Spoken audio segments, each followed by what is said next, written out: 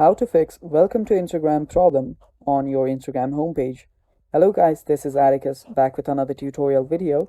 In today's video, I'll teach you guys how you can fix the welcome to Instagram problem on your Instagram homepage. So let me first show you guys the problem. So whenever you open up your Instagram, and no matter how many people you follow, you just get something like this. It says welcome to Instagram, and it always says this whenever you open up your Instagram. So to fix this problem, what you need to do is go to your app store.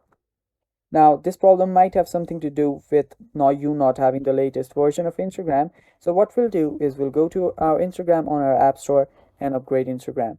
So if you have an update available, tap on update and update your Instagram. After you do that, go back to your Instagram and check if you have the problem still there.